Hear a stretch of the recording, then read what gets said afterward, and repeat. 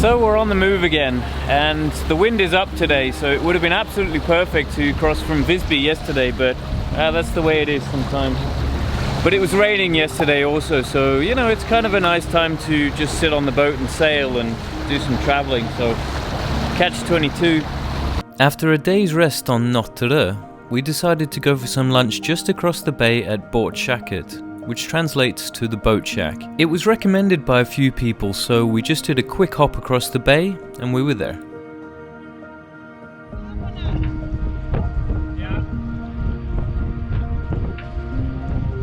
Nice docking. We're just going to stop here for lunch for some good recommended food from some friends. So yeah, nice little bay here as well. It's cool. We tend to like the more relaxed places where you can just rock up and things are easy going. Båtshacket definitely lived up to this expectation. The food was on the expensive side, but the quality made up for it.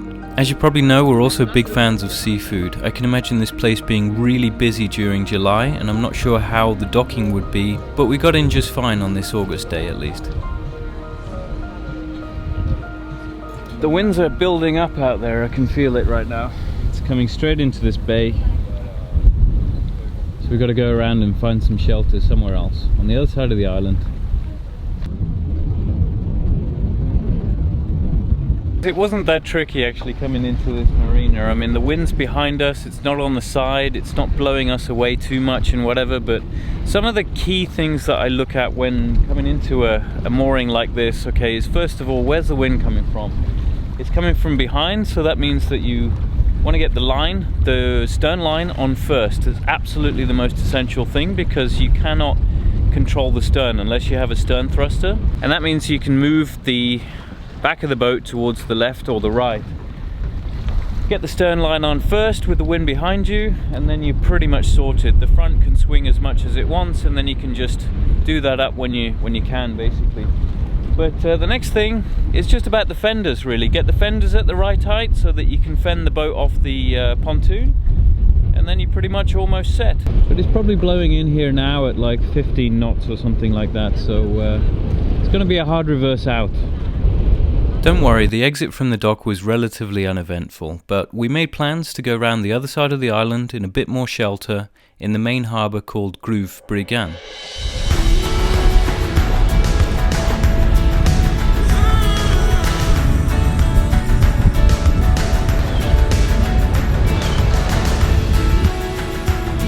Are you in your happy spot? This is my happy spot.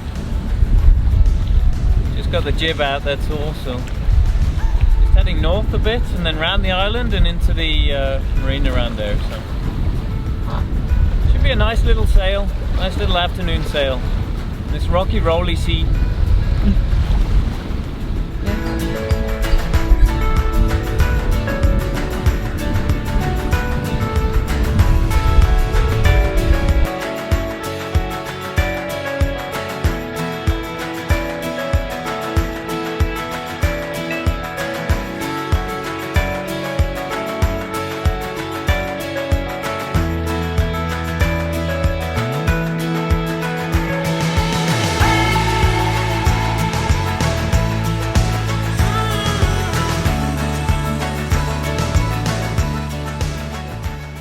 The entrance to Utö Gruvbryggan is very narrow but not difficult. We just had to stay between the sticks and we were fine. Anywhere outside and we would have been aground straight away. Just try not to meet one of the ferries halfway down. I feel like a broken record when I say this, but it's always a good idea to book here because it can be a really busy place, especially in July. Unfortunately, when we arrived, we realized that our booking had kicked out our friends with the X-Yacht out of the spot, so luckily they found a new one. In this harbour you have to use your stern anchor, and it's quite narrow and the wind was on our side, so it took me a couple of attempts to get that stern anchor exactly where I wanted it so that it wasn't crossed over any other boats and we had a nice straight line in. Well, just arrived at the northern part of Utö. It's the busiest harbour in Utö, actually, on the northern side for the deeper boats as well.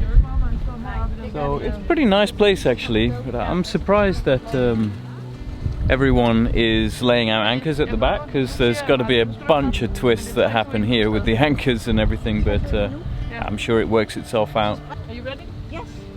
Are you sure? Stop it. I'm not gonna do a test count this time. Are you sure? Yes. Shut up. I don't know. No, no, no, no.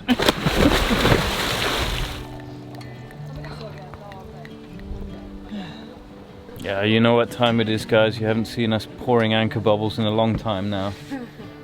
It's time for slow-mo champagne pouring moments. Slow-mo. Slow-mo. Please bite the foot. Go on. It's so close. Don't move it. Don't move it, Sarah. They have like razor sharp teeth.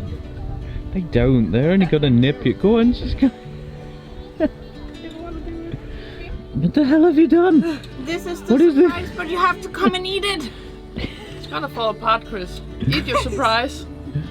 Like a skyscraper ice cream. It's called an Utö waffle. Yeah. Oh my god. It's so sweet. You're not gonna be able to sleep for hours. Oh my god. Oh my god, it's falling apart.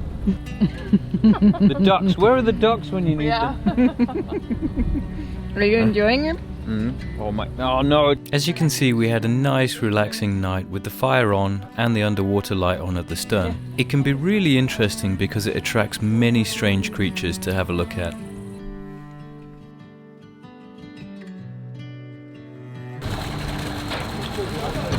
The next morning, just as our neighbours were trying to leave, they were blocked by the boat that serves the island, so that was a bit unfortunate for them. Do you get comments on your food sometimes? Or you put on the... And of course, it's always nice to fix a sauna to cleanse the body and think about the day ahead.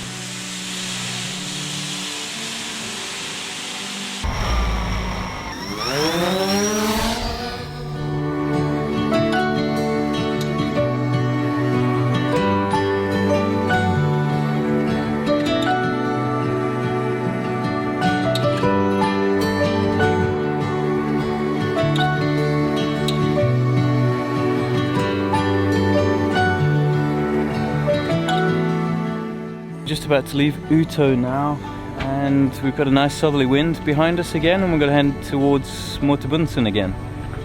Should be a nice sail, and we met our friends yesterday here. We actually kicked them out of the spot, which I felt a bit guilty about, to be honest, but there we go. Sarah's still doing the Sarah thing, and then Tanya's cleaning.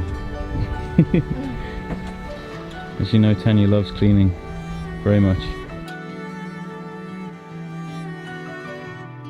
One of the things you should always do in the Baltic Sea is use the holding tank on the boat and get it sucked out at one of the pump out stations provided. This one was particularly tricky to get onto. The wind was coming from the port side and we could only moor against the pontoon on this side due to the depth in the area. I couldn't go past and reverse onto the pontoon either because the mud bank was just past it, so we just had to make it work.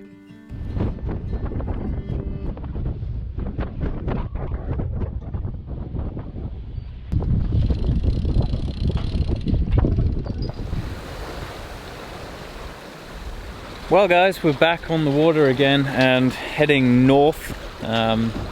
It's actually kind of nice to have some really nice wind and have it flat, you know.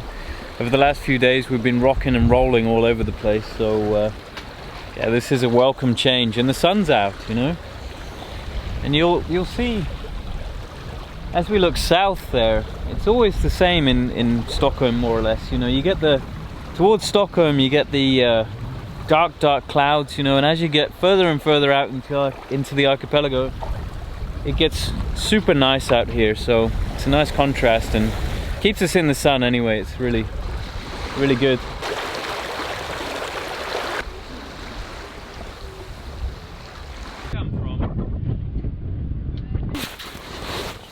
Come on, lady. Just arrived in Mörtö Bunsön again. We came here the other day actually, and it was just seemed like a good place to come back to, that's for sure. Yes. This cover is so awesome actually on the hand here. Like I said before, it's made by Capell Anat in the southern part of Sweden, and it's so easy to deploy and so easy to put the sides on around as well. So super happy to have it. It's absolutely needed in Scandinavia, I think. There's two things that you need up here. There's a heater and there's a cover, a big cover like this, and it basically makes an extra room, sort of outside.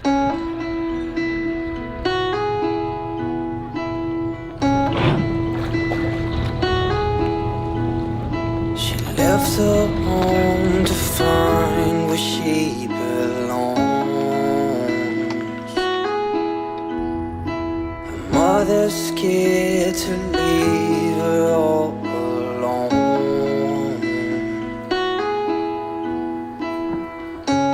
But she got time and she knows what to figure out. This ain't in a dream, a place where it seems that love will come around. So don't stay, you regret it all too much. Just wait. What are you cooking?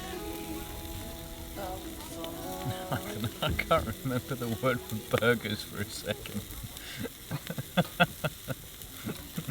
I think it's universal. Burgers. Yeah, burger. No, burgers.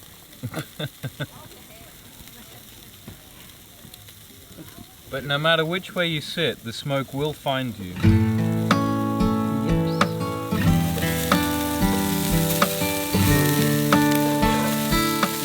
One of the reasons why we chose Mörtö Bunsön again is the fact that you can walk around the bay and see the most amazing sunsets from the beach side round there. If you got a clear sky that day, it's worth it.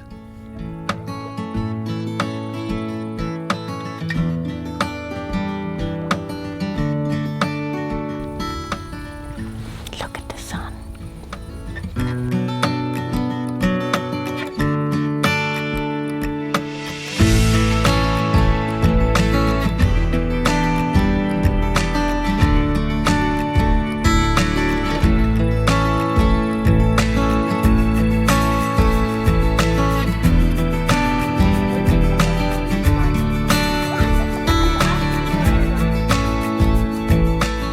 It's 150 watts LED and it's pretty damn bright. If you search for fishing lights, you can probably pick one of these up, and they're not very expensive, and it's really good for attracting fish and all the marine life around your boat, and you can see what's down underneath your boat. It's quite a cool experience. You can see these fish now, they're starting a big circular motion around the light down here, and it's super cool to see. Lots of things down here, jellyfish, eels, small fish, flatfish, shrimps as well we can see. Super nice. Once again guys, thanks very much for watching. If you like this video, please drop us a like, and if you like the channel, please consider supporting us on Patreon as well. This week we've got our first Patreons joined, and that's Roger and David, so thank you so much for supporting this channel, and we'll be in touch shortly guys. Cheers.